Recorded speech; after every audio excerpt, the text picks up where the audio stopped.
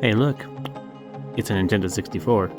Now I could go on and on about the different things, its age, its making, all that stuff. But you already know that. Just clicking on this video, I assume you already know everything about it.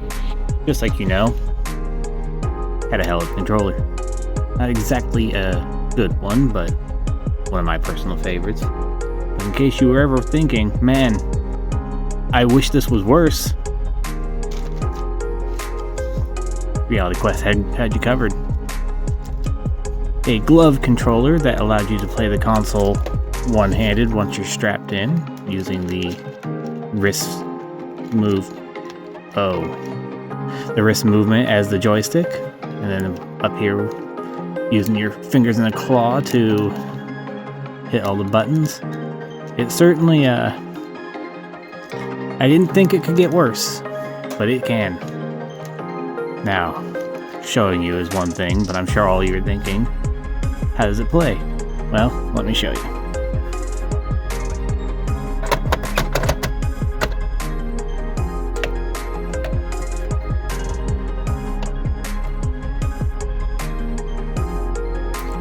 I've shown this thing off in a few groups before, and one of the requests I had was Star Fox, and I thought, well, hopefully a rail shooter like this would actually be somewhat controllable.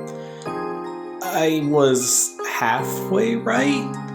The problem with Star Fox is mostly just down to, with a thumbstick, it's pretty natural and easy to understand that pressing down will go up and up will go down. It's how a flight stick shooter works. In the case of this, though, it's the same deal with the wrist controls. Down means up and up means down. But trying to convince your brain of that with your wrist versus your thumb is a very, very different thing. That's why I had so much trouble going up and down, because it was all or nothing, because I just could not remember how to do it. If I stayed level, it was actually fairly playable and easy to control and shoot and aim. But the second you have to actually maneuver a little bit, it takes a little getting used to. And honestly, if I did get used to it, it wouldn't be a bad way to play the game, and actually was kind of fun to figure out. I might have to give this one more of a shot later on. Now, Diddy Kong Racing was one I also thought to try, and it actually surprised me. It was actually super, super easy to control with this thing.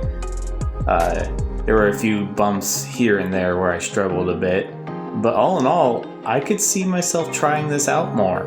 Maybe even a full playthrough of it would be worth it, because it's very easy to turn, it's easy to hit your buttons for the power-ups, and once you're fully used to it, it honestly works just fine. Diddy himself, or any racer you choose, already is kind of stiff to control, which works to the benefit of this controller, which allows you to do a bit more subtle movements, this, that, and the other. But yeah, I would recommend giving this one a shot. Oh god, Glover. This is actually the game that made me think, hey, maybe I'll do a full video review of this thing. No, I didn't even try to re-record this bit. You'll see me drop in and out of frame. Glover, you kind of just sort of steer, and I've never noticed that with a regular controller, because honestly the game's not the easiest thing to control in the world, but it's playable. I actually have a weird fondness for Glover. It was one of the first N64 games I had, but this is impossible. Trying to do any sort of steering, he just gets stuck going one direction or the other. There is just no possible way to play with him.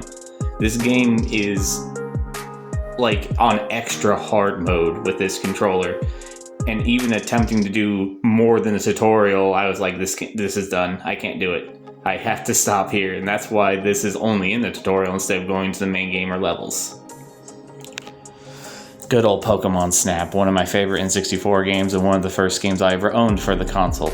I desperately wanted to show this glove running on the Snap Station, which I did a little bit, but recording a CRT is not the easiest thing in the world. It just blows out or shows weird lines, so I had to swap back to the actual television.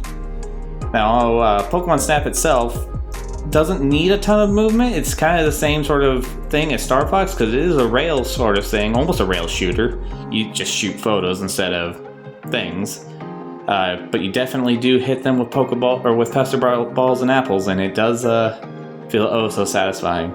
But it doesn't look like it from this recording, but the movement isn't too bad. Aiming and taking your shot isn't too bad. It's just a matter of getting used to the controller again. But it is a lot of fun, and I do recommend this one as well with this controller. Mario 64. Is there any more iconic game for the N64? Maybe Ocarina of Time, but that's not the point. I could run around a little bit with this one, but I decided it would be more fun to attempt to do a speedrunning trick with the controller.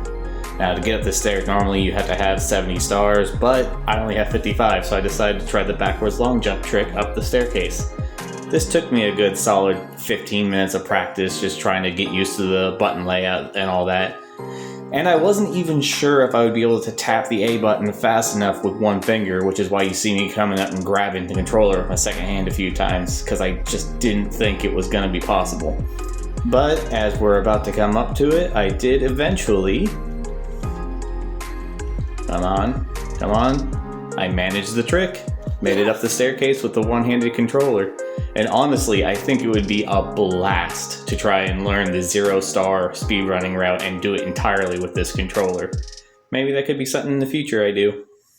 Hey, that was certainly a video. All in all, it's not great. Definitely would prefer, at most times, a normal controller. As normal as an N64 3-prong controller could be. I did discover Diddy Kong Racing is actually pretty playable with it. Star Fox could be playable with some effort and practice. Pokemon Snap's okay. So yeah, it's really just down to learning the controls again, essentially. It feels like you just don't know what you're doing or have quite a grasp. But it is fun to pull out and make people play with, especially as a fourth controller to the fourth person who shows up. Thank you for checking out this video. Dial Up out.